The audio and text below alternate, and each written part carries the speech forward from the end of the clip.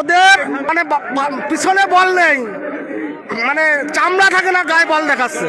ওদের একটা কানে থাবা দিলে ওরা এমনি সোজা হয়ে যাবে। ওদের শুধু কানে থাবার দরকার।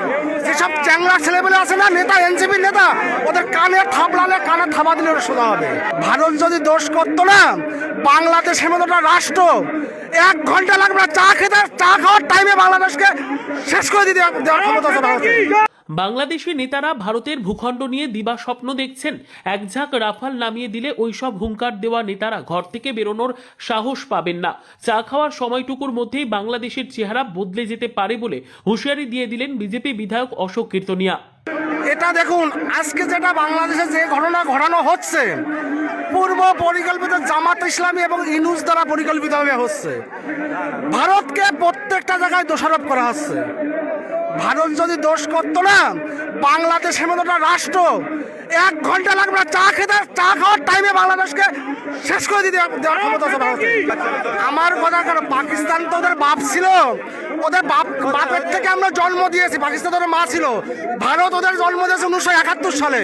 যে লাফালাফি করছে না, একটা রাফাল যদি ঘুরিয়ে দেওয়া হয় না উত্তর পূর্ব অঞ্চলে, এমনি দেখবেন ঘরে ঢুকে গেছে। 7 সিস্টার ক্ষমতা আছে, 7 সিস্টার। বললাম না, চা খেতে খেতে বাংলাদেশ দখল করে নিতে পারে ভারত। চা খাওয়ার টাইমে ভারত দখল করে নিতে পারে বাংলাদেশ। শুনে নিন, আপনারা বলে দিলাম, বাংলাদেশকে এই মেসেজটা দিয়ে দেবেন আপনারা। ওপার বাংলায় সনাতনীদের ওপর চলা ও দীপু দাসের মৃত্যুর প্রতিবাদে বুধবার উত্তপ্ত হয়ে উঠল পেট্রোপোল সীমান্ত সংলগ্ন এলাকা। বনগাঁ উত্তরের বিধায়ক অশোক কীর্তনিয়া এবং হরিণঘাটার বিধায়ক অসীম সরকারের নেতৃত্বে আয়োজিত এই প্রতিবাদ মিছিল থেকে বাংলাদেশের অন্তর্বর্তীকালীন সরকার ও সে দেশের চরমপন্থী নেতাদের প্রতি নজিরবিহীন হুঁশিয়ারি দেওয়া হলো। ভারতের 7 সিস্টার্স নিয়ে বাংলাদেশের কিছু নেতার সাম্প্রতিক বিতর্কিত মন্তব্যের প্রেক্ষিতে বনগাঁ উত্তরের বিজেপি বিধায়ক অশোক কীর্তনিয়া তীব্র আক্রমণ শানিয়েছেন। তিনি স্পষ্ট ভাষায় জানিয়ে দেন, পশ্চিমবঙ্গের বাঙালি হিন্দুরা ওপার বাংলায় নির্যাতিত হিন্দুদের পাশে শক্ত হয়ে দাঁড়িয়ে আছে। অশোক কীর্তনিয়ার সুরে সুর মিলিয়ে আরেক বিজেপি বিধায়ক অসীম সরকার সরাসরি সামরিক হস্তক্ষেপের দাবি তোলেন। তিনি বলেন, প্রয়োজনে বাংলাদেশে সার্জিক্যাল স্ট্রাইক করা উচিত।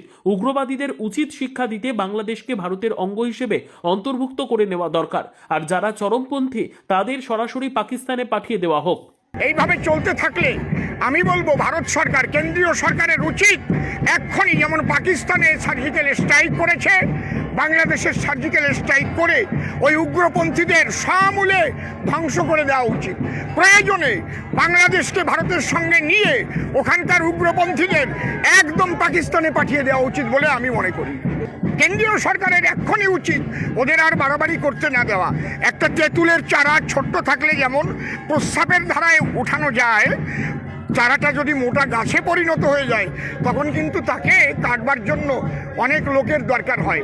আমি বলবো এক্ষুনি আর দেরি না করে ওদের উচিত শিক্ষা দেওয়া উচিত এবং সার্জিক্যাল স্ট্রাইক করা উচিত। বিজেপির এই সনাতনী ঐক্য মঞ্চের কর্মসূচিকে কেন্দ্র করে পেট্রোপোল সীমান্তে নিরাপত্তা ছিল তুঙ্গে। অপ্রীতিকর ঘটনা রুখতে সীমান্তে বাড়তি বিএসএফ জওয়ান মোতায়েন করা হয়। এছাড়াও রাজ্য পুলিশের স্পেশাল ফোর্স দিয়ে মুড়ে ফেলা হয়েছিল জয়ন্তীপুর বাজার থেকে সীমান্ত পর্যন্ত এলাকা। জয়ন্তীপুর বাজার থেকে শুরু হওয়া এই প্রতিবাদ মিছিলটি পেট্রোপোল সীমান্তে গিয়ে শেষ হয়। রাজনৈতিক